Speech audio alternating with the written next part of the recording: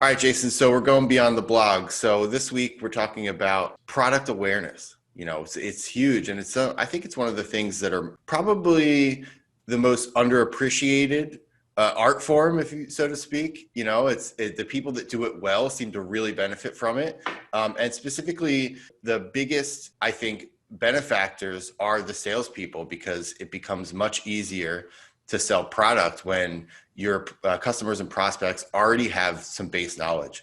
Yeah, from our standpoint, we do many of the things that MSPs are trying to do in terms of digital advertising or cross selling and or upselling, if you will. And we use some of the same means that many MSPs do and maybe should, and that's what we're going to talk about today. One of the things that we leverage is the idea of the signature banner, and I know that you and I have talked a little bit about that in terms of MSPs using that in their service desk. Well, we use it similarly. I have a signature banner that's digital to a landing page that can actually show whatever they would want to show. So I think that would be one technique to introduce products that would make the salesperson's life easier, like you just said. And it's one that's pretty intuitive. It's kind of the low-hanging fruit in terms of some of the steps that can be made to introduce new products outside of 4 times a year. Maybe that's not enough. 4 times, we talk about how fluid security technology is. And so I think the idea would be to have these smaller touches and these smaller engagements where you can prep for the 4 times a year that you sit down formally, perhaps in the QBR, maybe even to close some of the technologies that you talked about in the interim with some of the techniques and tactics that we're talking about today. Yeah. And so, when you think about touches, right, and frequency of touches, with digital ads, and the way that I like to do digital ads is on a CPM basis. So you're essentially paying for impressions, not necessarily clicks, because then it incentivizes you to make great content and to get a high click through. But if you are used to spending on a CPM basis, then you can really think about this and say, like, okay, look at all of these touches that I already have with my customers. And I'm not taking advantage of it. Those could be impressions that I'm generating that, like, elsewhere I'm actually paying for, and so that's the way I look at it and the service desk tickets is a great example because, think about how many of those impressions are generated, even with one individual customer on a weekly, monthly, or quarterly basis. Yeah, I'd agree. We know that it takes multiple touches, and certainly in the marketing discipline, we know that we're going to need to generate 7 to 9 touches if we can to a prospect. And so we're going to have to use a variety of means. And it's really no different for MSPs that need multiple touches and a variety of means. So, I like the idea of content marketing. I like the idea of remarketing and doing some of the pass-through marketing. Just anything that can generate what feels like an organic buyer's journey. I think for the customer through those touches. And that's what I like about the remarketing. When you do retargeting, I think that you can get to a point where you're over delivering.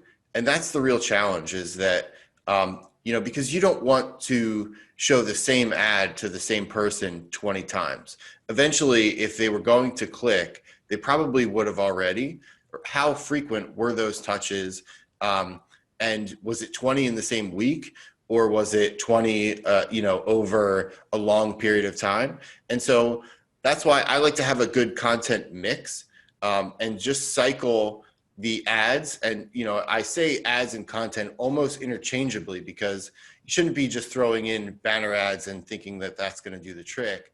I love to use like videos, articles, these kind of things to get a strong content mix. They can have the same messaging, right?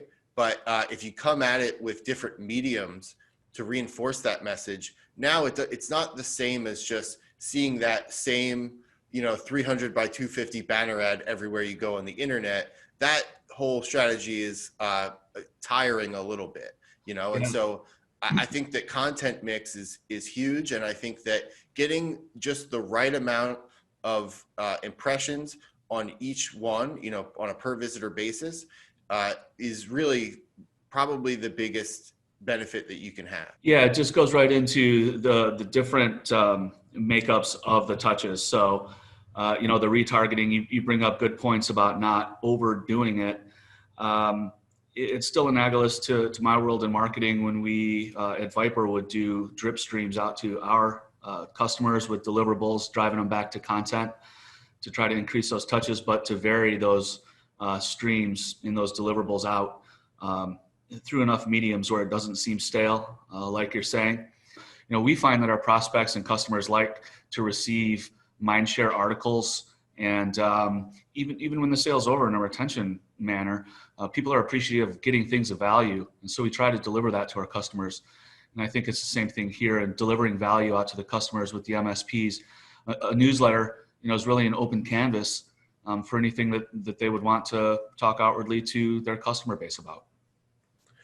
And so, when you do execute these campaigns, what do you feel is the most important, and we're talking specifically around product and product awareness. And so like what features and what benefits really sort of like drive the most engagement and attention? Within the product sets? Yeah. Well, the product sets that are interesting right now are endpoint email in terms of what's inside those product sets.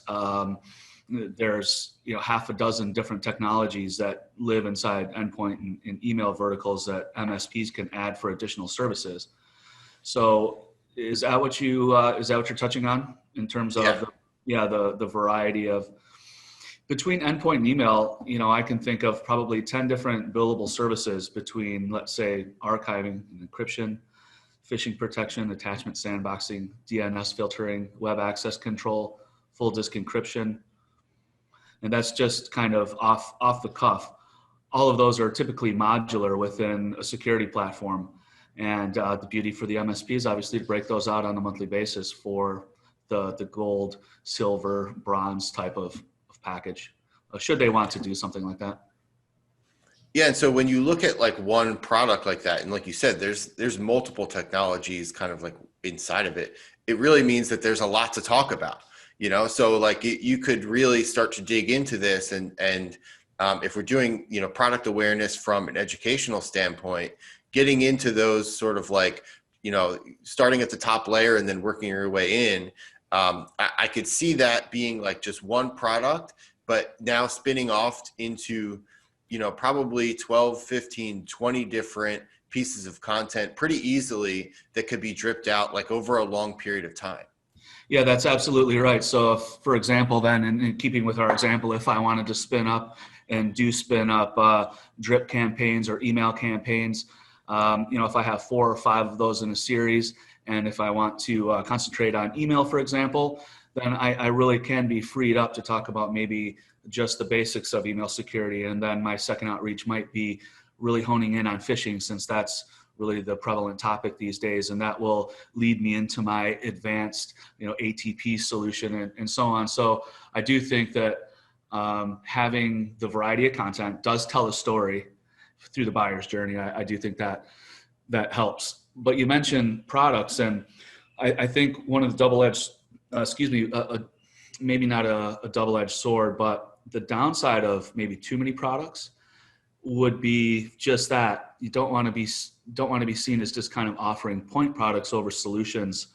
And so, at some point you might talk about a portfolio of protection, a platform of protection, and within those there's columns or verticals. And then we talk about endpoint and all those accompanying services and email, or how about user and data protection and how many services can be in there. That's really where I would put the security awareness training into the user and data protection category. And then there's so much rich content for security awareness training that's out there. And I would say that's right behind phishing in terms of, what's out in the consciousness of businesses right now. They know they need security awareness training. A lot of government agencies are even mandating it. So for resellers and MSPs, that's as close as a slam dunk add-on as you can get, right? You tell me, why wouldn't all of our MSPs be hustling to tack on security awareness training to all of their endpoint deals? Right, and they are. I'm talking to them every week about it, and some have had a lot of success, and and some haven't. And I think, kind of the tactics that we talked about in the article are really the sort of the hurdles that are getting in the way. It's figuring out like how to fold this into their natural selling product process, and starting to like refine their messaging. And you kind of have to sell through it, like when you have you're introducing a new product, and you kind of put it in the hands of your salespeople. You have to educate them about it, and then they have to educate the customer. And it's not, it doesn't just take immediately. But I've seen, a lot have success with it. And I think it is a great product set. And so, kind of speaking to what you were saying about always kind of tying back to the benefit, which is not always easy. And so we talked about creating all this different content, and, you can really dig in kind of beneath the surface, but you should always sort of like put a bow on that and make it very clear and obvious, like what the benefit is to the end customer. And if you're coming at it from like a bundle or solution standpoint, that's perfect. But ultimately, and I think cybersecurity awareness training is something that's a little more obvious. There are some that are not so obvious. And so, talk to me a little bit about that.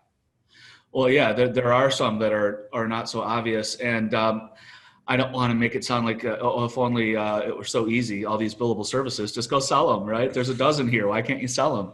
They do. They have to make sense. And that's what we're talking about, as well as telling a story about the services. So when you do sit down 4 times a year, all of the banner ads, all of the content marketing, everything that you've done, all the LinkedIn, maybe advertising that you've done, and comes together. You've told your story, and now you're not just sitting down cold and saying, hey, by the way, phishing's, a really bad right now, and you should get email protection with. So, going back to the lesser known additional services, I think that's how you introduce them. So for example, full disk encryption sounds niche, maybe to you, it even does to me.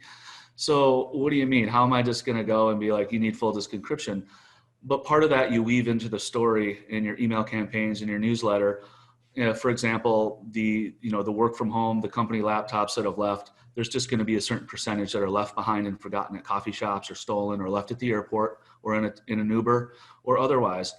And so, once that use case starts to manifest, then you can see where maybe full disk encryption would be an easy, inexpensive ad for a customer downstream. Same with DNS filtering. There's a story to tell there, or business VPN, same story to tell there. So I think when we talk about fast-paced technologies, those are a couple there, and we're gonna I think move on by if MSPs and the channel don't take advantage in the real-time basis with some of the campaigns that we're talking about. Try to capitalize and close these in several times a year. In our MSP Spark newsletter, we recently did, which is a premium newsletter, it's featuring 10 content ideas a week. And so we actually recently did one on encryption. And one of the favorite formats for these content ideas is always the stats.